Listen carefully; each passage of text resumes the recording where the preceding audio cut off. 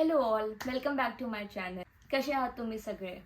आजचा व्हिडिओ आहे based on skin care. मला इंस्टाग्रामवर खूप प्रश्न येत होते की what is the skin care routine, what serums do you use and all. And honestly मी एवढं काही यूज करत नाही, एकदम मिनिमल. आणि मी खूप ट्रायल अँड एरर करून हा माझा रुटीन बनवला आहे. तर आज मी ते तुमच्यासोबत शेअर करणार आहे. आणि आज तेजस घरी नाही आहे. अँड ऑनेस्टली मला night time skin care routine तेव्हा करायला भेटतं जेव्हा तो नसतो. नाही तर तो कंप्लेन करत असतो की काय लावते रात्री झोपताना आणि वगैरे वगैरे. तर ओके, तर इंस्टाग्रामवर मला भरपूर प्रश्न आले होते की तू काय सिरम वापरते, तू कोणता मॉइश्चरायझर वापरते. आणि मी हा व्हिडिओ खूप छोटा सिम्पल ठेवला आहे, जस्ट टू टेल यू की माझी स्किन केअर रुटीन काय आहे. आपण सुरू करूया विथ नाईट टाईम ओनली, कारण आता रात्र झालेली आहे आणि माझ्याकडे वेळ आहे तुम्हाला सांगायला. ठीक आहे, तर मी माझे सगळे प्रोडक्ट्स आणलेले आहेत. तर फर्स्ट सगळ्यात बेसिक मॉइश्चरायझर. आता खूप वर्ष झाले आहे मी हा पॉन्ड्सचा सुपर लाईट जेल वापरते. एकदम अफोर्डेबल, 100 रुपयामध्ये ही छोटीशी डब्बी येते आणि खूप वेळ चालते.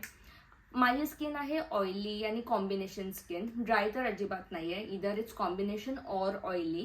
आणि त्याच्यासाठी हे खूप मस्त. It has a gel consistency आणि मस्तपैकी अब्झॉर्ब होते आणि बिलकुल पण असं ऑइली वाटत नाही. मॉइश्चरायझर मी वापरते. मी खूप असं ट्राय एरर नाही केलं मॉइश्चरायझरमध्ये. हे मला सूट झाले आणि मी हेच वापरते. तर हा माझा मॉइश्चरायझर आहे.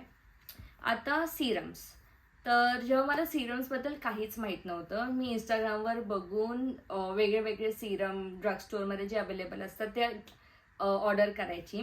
तर सगळ्यात आधी मी व्हिटॅमिन सीचं सिरम वापरलं होतं आणि त्यांनी माझ्या स्किनवर काहीच इम्पॅक्ट झालं नाही. तर मला आधी इथे पिगमेंटेशन होतं, फार नाही पण एकदम थोडंसं पण होतं. तर फोरहेड आणि माउथच्या around I had slight pigmentation आणि मला असं वाटत होतं की स्किन डल व्हायची खूप. तर मी व्हिटॅमिन सी वापरलं आणि it honestly did not help me. तर मी ते काढून टाकलं. त्यानंतर मी ऑर्डर केलं होतं प्लमचं नायसिनामाइड सिरम.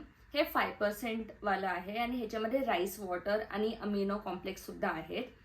ह्याच्या व्यतिरिक्त मी ह्याचं 10% वालं पण वापरते. आता हे स्किनला जे ब्लेमिशेस असतात नाहीतर इवन आउट एक फील देतं हे. आणि मला माहीत नाही ऑनेस्टली हे माझ्या स्किनला काय करतं, but it always helps me with my skin barrier आणि ॲक्ने येत नाही मला. ह्यानी थोडं इम्प्रूव्ह पण झालं माझं टेक्स्चर. आता मला माहीत नाही की ह्यानी डार्क स्पॉट्स वगैरे जातात का, बट ओव्हरऑल टेक्स्चर ह्याच्यामध्ये राईस वॉटर आहे, तर इट रिअली हेल्प्स. तर एक हे आहे. हे मी माझ्या डे टाईममध्ये वापरते कारण it is good to go with sun also. तर डे टाईममध्ये मी आधी हा सिरम लावते नायसिनामाइडचा, त्याच्यावर एक मॉइश्चरायझर आणि मग सनस्क्रीन. आणि नाईट टाईमसाठी मी ग्लायकॉलिक ॲसिड. आता मी तुम्हाला बोलते, मला हा प्रोडक्ट विच इज लॉरेल पॅरिसचा ग्लायकॉलिक ब्राईट खूप आवडतं. तर काय झालं मी तुम्हाला एक गंमत सांगते.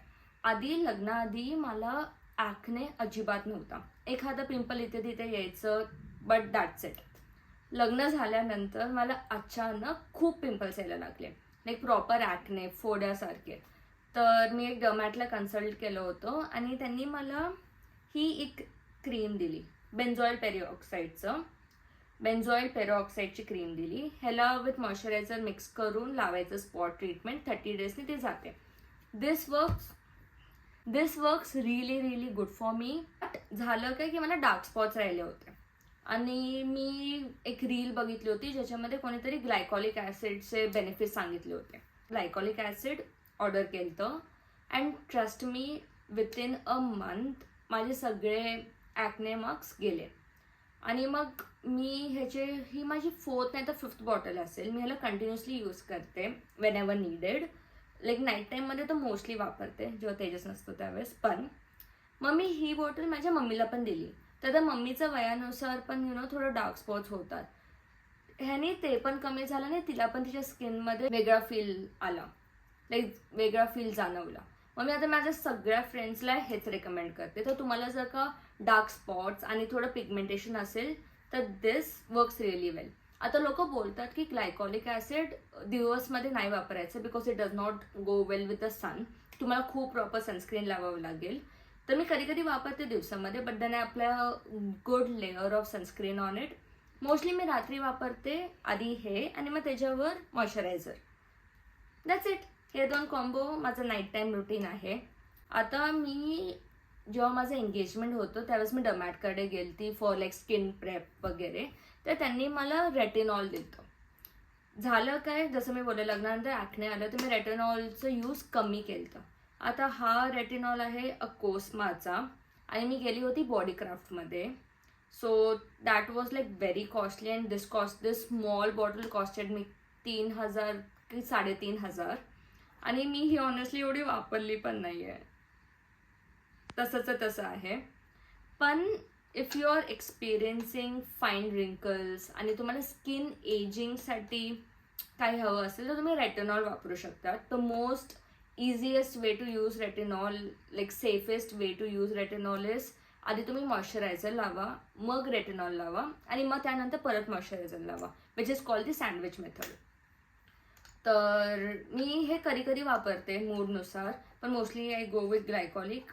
आणि कधी कधी तर मी नाईट रुटीन करत सुद्धा नाही, मी फक्त मॉइश्चरायझर लावते, झोपते. आता अजून एक प्रोडक्ट आहे माझ्याकडे विच इज हायलोजेल. हे मी रील्समध्ये बघून घेतलं होतं अँड ऑनेस्टली हे तुमच्या स्किनला हायड्रेट करतं. तर कधी कधी जर का मला खूप ड्राय वाटत असेल नाहीतर काही दुसरं लावायची इच्छा नसेल तर मी त्यावेळेस हे लावते. ह्याच्या व्यतिरिक्त लिप बाम. अजून तुम्हाला काही प्रश्न असतील तर तुम्ही कमेंट्समध्ये सांगा. नेक्स्ट व्हिडिओमध्ये आपण त्याच्याबद्दल बोलू. Okay, bye, good night.